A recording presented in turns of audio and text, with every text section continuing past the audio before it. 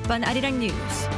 The escalation between Israel and Hezbollah is approaching a fully fledged war, as Israel's bombardment of Lebanon on Monday killed over 500 people. World leaders and the UN called for an urgent de-escalation. Hezbollah too fired a barrage of missiles at Israeli air base in response. The top diplomats of South Korea, the U.S., and Japan met in New York on Monday, where they agreed to coordinate a leaders' meeting within the year and establish a Trilateral secretariat, while reaffirming their commitment to continued three-way cooperation regardless of the political transitions. The government and the ruling party decided to support unemployed, isolated youth by increasing the related budget by 16% on year for 2025.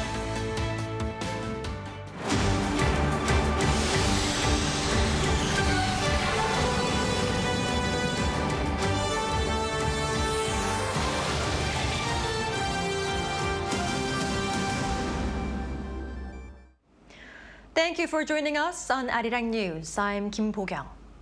Israel launched airstrikes across Lebanon, targeting Hezbollah in what turned out to be one of the deadliest days in the Middle East. Hundreds were killed, including dozens of women and children. Choi Min-jung has our top story. The Israeli strikes on Lebanon on Monday killed at least 492 people.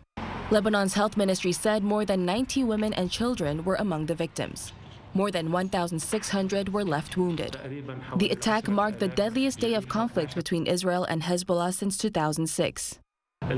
We can say that all those who were killed today are civilians, and anyone can see that it was civilian targets that were hit.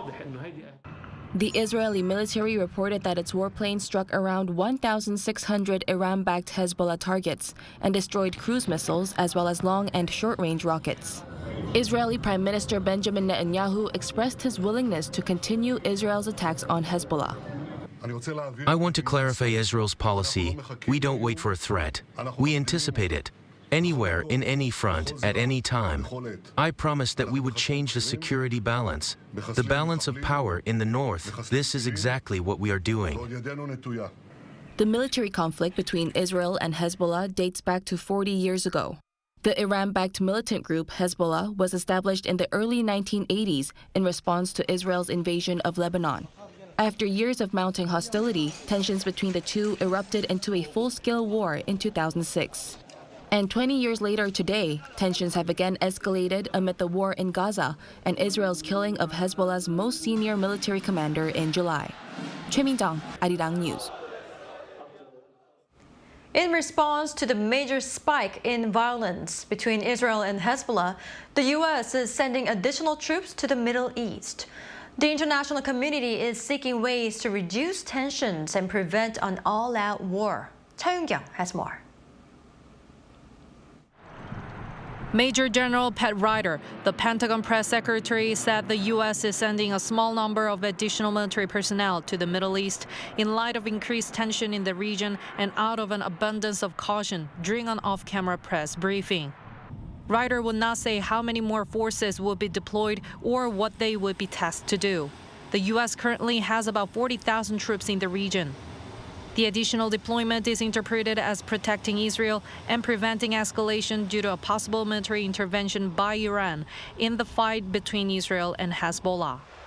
As tensions increase in the Middle East, international society is voicing its concerns about an all-out war between Israel and Hezbollah and seeking efforts to reduce tensions and prevent a war in the region. The civilians are paying a high price in almost a full-blown war, which must be averted.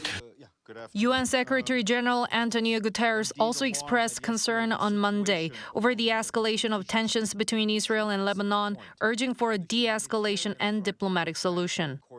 France on Monday requested an emergency UN Security Council meeting to discuss the issue after Israel launched a major cross-border attack against Hezbollah. Jordan expressed solidarity with Lebanon and called for the UN to take action, according to CNN. Meanwhile, the Israeli Air Force said that it had carried out about 650 strike missions in the past 24 hours, targeting southern and northern parts of Lebanon, attacking more than 1,100 targets with more than 1,400 munitions. Cha Yoon-kyung, Arirang News. South Korea is discussing possible evacuation plans for its citizens in the Middle East in the event of an emergency, as regional tensions continue to escalate. National Security Advisor Shin Won-sik and the Presidential Chief of Staff for Policy, Song Tae-yoon, convened a meeting on Tuesday to assess the impact of the crisis on Korean security and economy. Senior officials reviewed the security of overseas Koreans, troops, and diplomatic missions in the region. The presidential office has vowed to take preemptive measures if necessary and closely cooperate with the international community to restore stability in the Middle East. Shifting gears, the top diplomats of South Korea, the U.S., and Japan have met in New York and reaffirmed their commitment to continued diplomatic cooperation despite political transitions. For that, they agreed to work on holding a summit between their leaders by the end of this year and establish a Trilateral Secretariat. Our Foreign Affairs correspondent Bae Eun-ji reports. In a trilateral meeting that took place in New York on Monday, on the sidelines of the UN General Assembly, South Korea's Foreign Minister Cho Tae-il and his American and Japanese counterparts, Antony Blinken and Yoko Kamikawa, vowed to continue to cooperate, regardless of the upcoming leadership changes in the U.S. and Japan.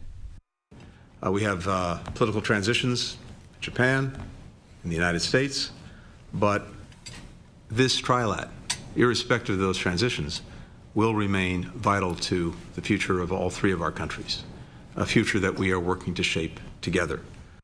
This comes as the U.S. presidential election is set to take place in November, and as Japan's ruling Liberal Democratic Party will elect a new leader to become the country's prime minister later this week.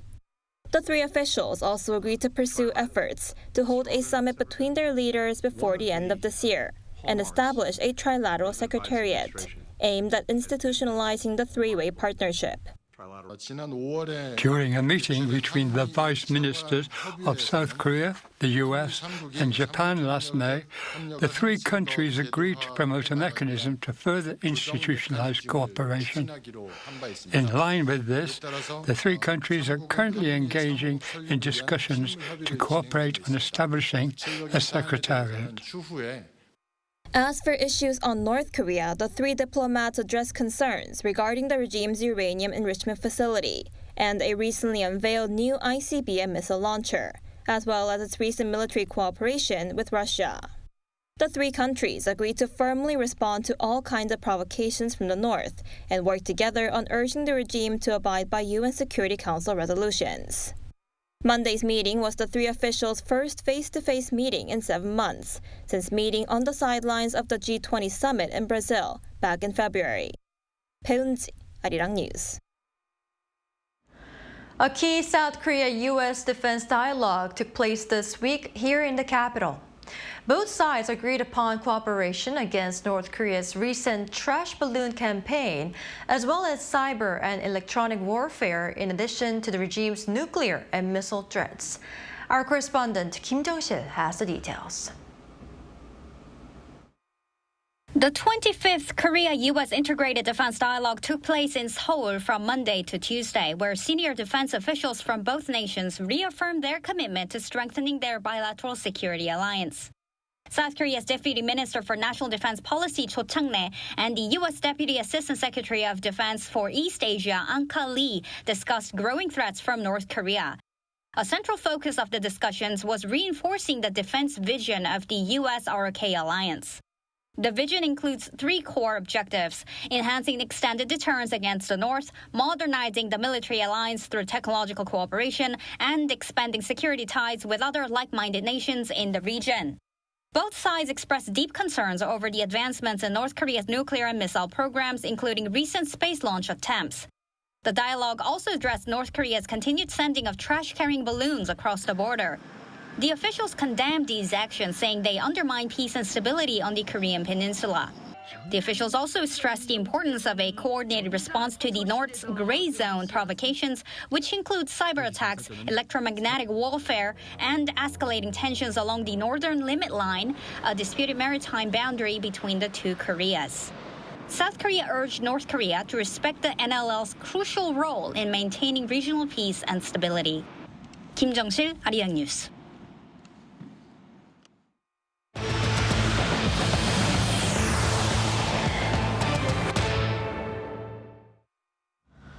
President Yoon tonight held a banquet with key figures of the People Power Party, signifying his will to strengthen ties with the ruling party 2 months after its leadership race. The dinner meeting included party leader Han Dong-hoon and floor leader Chu Kyung-ho, along with new members of the recently appointed leadership. The dinner meeting provided a channel for continued communication between the administration and the party, with lawmakers conveying public sentiment and policy proposals. It also introduced party members to new senior aides to the president, such as Senior Secretary for Low Birth Rate Response, Yoo Hae-mi. During the dinner, Yoon reportedly remarked on the dinner menu consisting of pork and beef and shared the achievements reached during his official visit to the Czech Republic last week. Staying on the political scene, the government and ruling party have announced plans to expand support for young people who are struggling to find jobs by expanding related budget. Our National Assembly correspondent Lee Si-yu has the details. To help young South Koreans who belong to socially vulnerable groups, the government and ruling party officials decided on Tuesday to work on revising relevant laws to provide better support. Ministers of Welfare and Employment and leaders of the ruling People Power Party agreed to push for a change to the existing act for the support of vulnerable young people to foster equal opportunities for those in low-income groups, those who are taking care of family members in need, or those who are socially isolated and staying at home. As part of the effort, they are pushing to expand the employment budget for next year to better address youth unemployment. The plan is to bolster the 2025 budget by 16% compared to this year to above 2.2 trillion Korean won. The Employment Ministry will use the budget to offer tailored job counseling for over 240,000 students and graduates. Furthermore, they will create a database of graduates to find talented people who are unemployed and help them find work. The Ministries of Employment and Education will cooperate to discover young people in prolonged unemployment since graduation. The Ministry of SMEs and Startups plans to share job announcements at 30,000 model small and medium-sized companies with good working environments and launch a special savings deposit program for those working in them. Meanwhile, the ruling party pointed out the need to work on the structural issue over the long term. The anxiety among the younger generation is no mere personal issue, but a structural problem of our society. We will take the initiative to lead the problem-solving process from the viewpoint of these young people. Tuesday's announcement followed a recent alarming survey result from Statistics Korea, which found that over 80,000 young people in South Korea had not sought work for at least 3 years since graduation, and instead spent most of their time at home isolated from society. Lee Si-yu, Arirang News. President Yoon has called on relevant government agencies to follow up on the nuclear energy partnership forged with the Czech Republic last week. The call came during a live address earlier on this Tuesday morning at its first cabinet meeting since returning from Prague this past Sunday. Out of the 56 MOUs penned between Korea and the Czech Republic, over a dozen deals are related to cooperation on the nuclear power front, ranging from research and development to fostering relevant talent. President Yoon also condemned claims by opposition parties that Korea's bidding price for its envisioned nuclear project in the Czech Republic was set too low and would lead to potential losses. Calling the claims, quote, deplorable, he urged for restraint from politically motivated remarks. In other news, the Korean government is moving to bring down the price of cabbages by expanding supply. On Tuesday, the Ministry of Agriculture, Food and Rural Affairs announced that it plans to import fresh Napa cabbages from China, with 16 tons set to arrive on Friday. This comes as the wholesale price for a head of cabbage, the main ingredient in most kimchi, surged to around 9,500 won or $7 this month. The ministry will also increase the amount of imports in the future based on production conditions in China. The U.S. has proposed a ban on the sale of connected and autonomous vehicles that use Chinese and Russian components, likely resulting in conflict between Washington and Beijing yet again. Lee Seung-jae explains. Citing national security concerns, the U.S. Department of Commerce on Monday proposed a new rule that would ban the import or sale of connected vehicles that are installed with software and hardware made in China or Russia. This comes as the Bureau of Industry and Security released a notice on the proposed rule due to what it said were concerns that cars with cameras, sensors, software, and other components made in China could be used to collect sensitive data on drivers, passengers, and U.S. infrastructure. The rule primarily targets hardware and software integrated into the vehicle connectivity system and software installed into the automated driving system. The VCS is a set of systems that allow the vehicle to communicate externally, whether it be through Bluetooth, cellular, satellite, or Wi-Fi modules, while the ADS allows highly autonomous vehicles to operate without a driver behind the wheel. The newly proposed ban on software would be applied for the 2027 model year, while the ban on hardware would go into effect in 2030. In response to the latest proposed ban, Beijing slammed the announcement, calling it a discriminatory measure.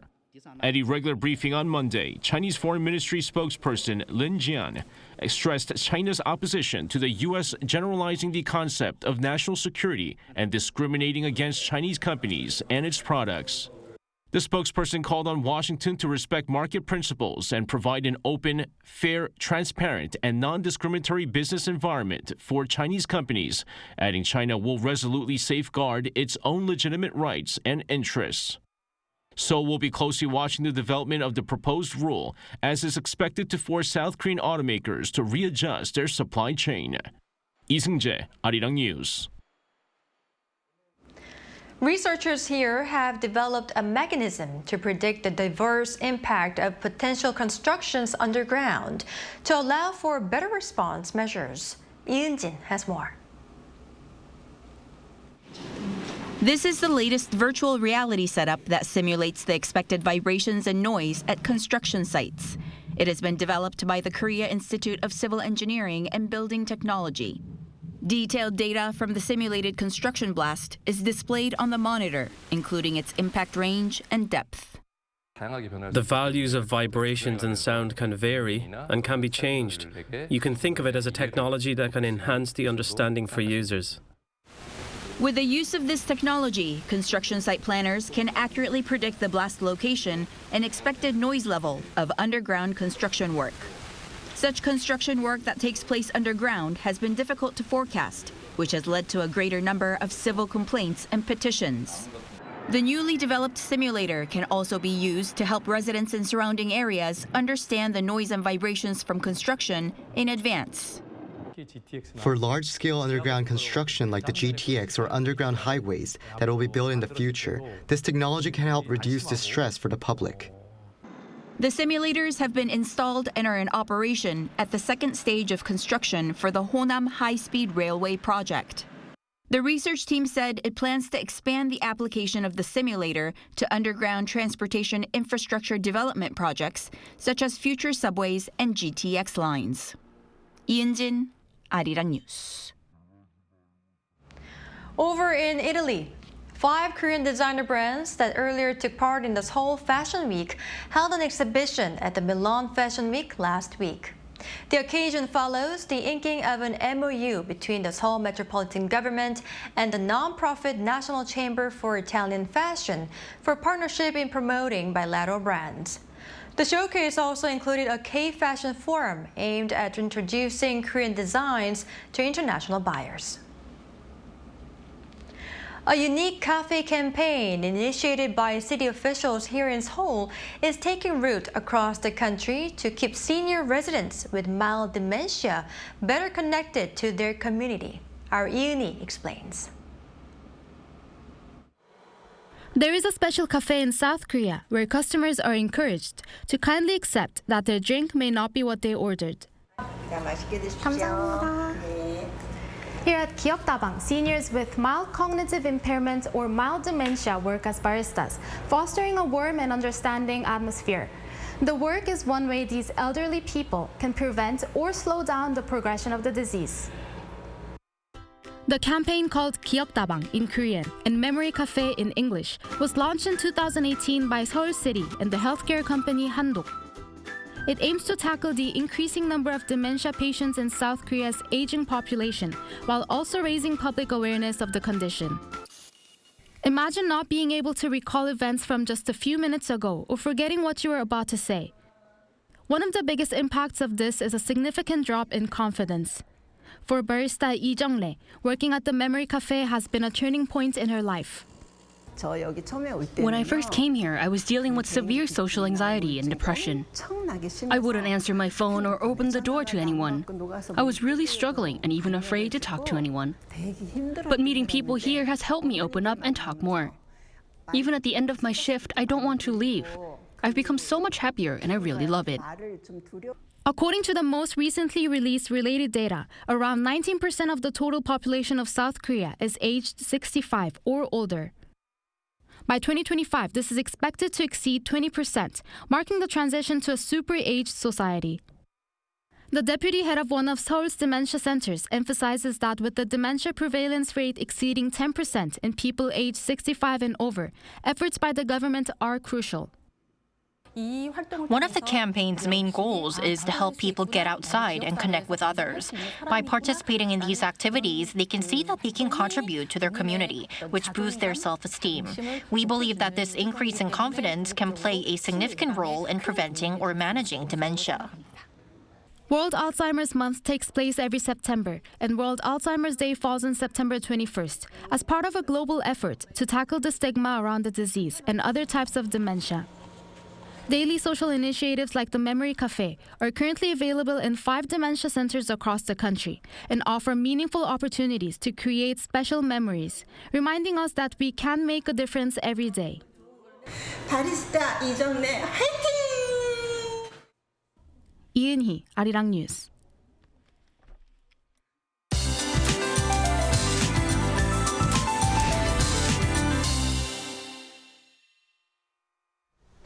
Just when we got out of the longest summer heat wave, Daecheongbong Peak on Seoraksan Mountain saw the season's first frost today, which came 30 days earlier than usual. And mountainous regions in Gangwon-do province will continue to have much chillier low temperatures, while the rest of the country will have wide daily temperature gaps. Beginning the day in the mid to upper teens in most parts at 18 degrees here in Seoul and Daejeon, Jeju will be warmer at 23 degrees. Highs will jump 10 degrees by the afternoon across Korea, topping out at 28 degrees Celsius here in Seoul. Then we should notice more clouds moving in as the day goes on, with afternoon showers in the forecast for Jeju and parts of Gyeongsang-do provinces. And 5 to 20 millimeters of rain is in the forecast, so please keep an umbrella handy for your evening commute. Afternoon heat in the capital stays for the rest of the week, so please be aware of wide temperature gaps and do dress accordingly. Well, that's Korea for you, and here's a look at the international weather conditions.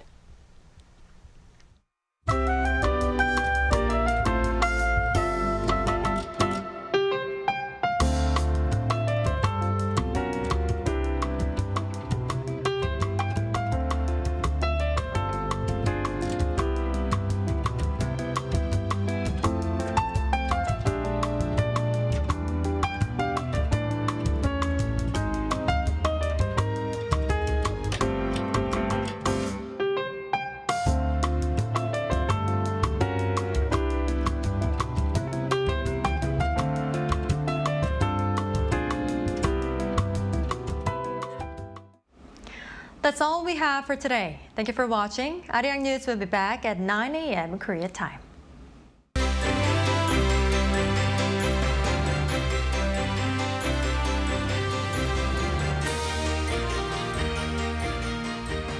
진짜 한국에선 어떻게 먹는지 알려줄까? K-바비큐? 신김치랑 먹어야지. 치킨? 치맥 페스티벌은 처음이지? 김치? 종류만큼 먹는 법도 가지각색. 김밥? 시장에선, 산에선, 바다에선 이렇게. 국밥? 취향 따라, 입맛 따라. 이런 한국, 와보지 않고는 모를걸? 요즘 한국에선 어떻게 노는지 알려줄까? 한국에선 아이돌이 되어볼 수도, 인생 번호를 찾을 수도 있지. 제일 핫한 포토 스팟은 여기!